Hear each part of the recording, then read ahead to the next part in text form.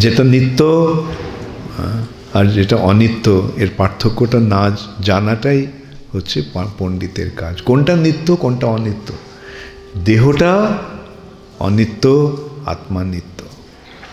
জড় জগৎটা অনিত্য, চিৎ জগৎটা নিত্য। ভগবানের সঙ্গে সম্পর্কটা নিত্য, আর অন্য সমস্ত সম্পর্কগুলি অনিত্য। এবং যারা সেটা জানে তারা এই জন্ম মৃত্যু, এই জড়জাগতিক ব্যাপার নিয়ে তারা মাথা ঘামায় না।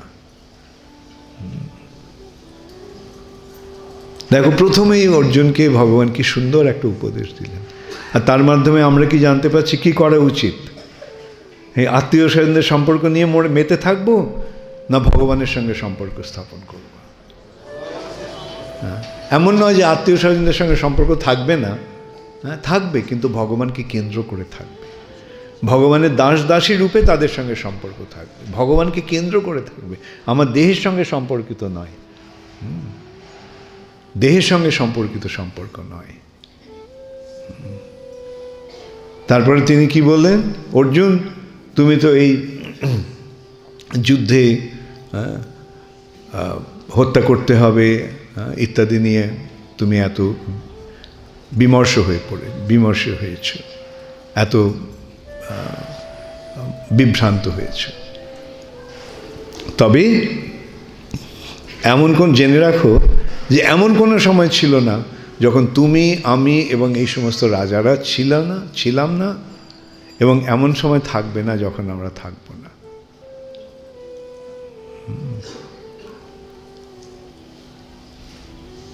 না ত্বে বাহং জাতু নাসম না ত্বং নেমে জনাধিপা ন ভূয়া ন ভবিষ্যাম সর্বে বয়ম অতঃপর। সর্বে বয়ম, আমরা সকলে আমরা আছি এবং চিরকাল আমরা থাকব। এই দিয়ে ভগবান শুরু করলেন। কোনটা নিত্য কোনটা অনিত্য? আত্মার নিত্য, দেহটা অনিত্য। আত্মার স্বরূপটা কীরকম? ন জায়তে ম্রিয়তে বা কদাচিৎ। তুমি জন্ম মৃত্যু নিয়ে এত বিভ্রান্ত হয়েছ, কিন্তু এই আত্মার কখনো জন্ম হয় না, কখনো মৃত্যু হয় না। জন্ম মৃত্যু কার? এই দেহটার। কিন্তু দেহটা কি? দেহি নস্মিন যথা দেহে কৌমারম যৌবনম জরা তথা দেহান্তর প্রাপ্তির। অবশেষে একসময় এই দেহটা ছেড়ে দিতে হবে। দেহটা পরিবর্তন হচ্ছে নিরন্তর। শৈশব থেকে কৈশোর, কৈশোর থেকে যৌবন, যৌবন থেকে বার্ধক্য, পরিবর্তন হচ্ছে দেহটা ক্রমশ। এবং অবশেষে একসময় দেহটা ছেড়ে আমরা চলে যাব। দেহের পরিবর্তন হলে যদি আমার পরিবর্তন না হয়, তাহলে দেহ ত্যাগের পরেও আমার পরিবর্তন হবে না। কেন এই দেহের সঙ্গে তো আমার প্রকৃত সম্পর্ক নয়, দেহটা তো আমি নই।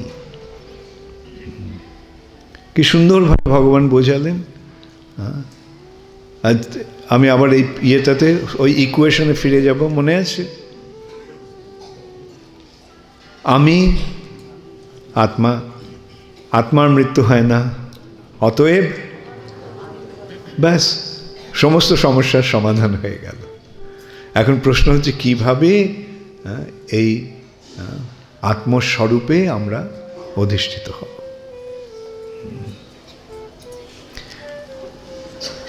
আমরা যখন এই জড়জগতের, আমরা যখন ভগবানের প্রতি বিমুখ হয়ে পড়ি, কৃষ্ণ বহির্মুখ হইয়া ভোগবাঞ্ছা করে, নিকটস্থ মায়া তারে জাপটিয়া ধরে।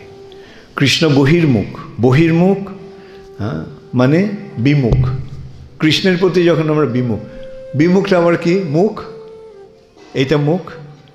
মুখটা যখন ওদিকে থাকে তখন আমি ওই দিকটা দেখছি, মুখটা যখন এদিকে চলে যায় তখন কি হলো? বিমুখ হয়ে গেল, বহির্মুখ হয়ে গেল। উন্মুখ আর বিমুখ। উন্মুখ ওই দিকে যখন দেখছি সেটা উন্মুখ। ভগবানের দিকে যখন দেখছি কৃষ্ণ উন্মুখ। ভগবানের থেকে যখন আমরা মুখটা অন্যদিকে চলে গেল তখন কি হলো? ভগবত বিমুখ। কৃষ্ণ বহির্মুখ হইয়া কৃষ্ণ বহির্মুখ হলে কি হচ্ছে? এই জড়জগৎটাকে ভোগ করার বাসনা আসছে। আমি কোথায় কৃষ্ণদাস, সেই কৃষ্ণদাস ভুলে আমি প্রভু হয়ে যাচ্ছি, এখানে প্রভুত্ব করছি, এখানে প্রভুত্ব করতে চাইছি এখানে।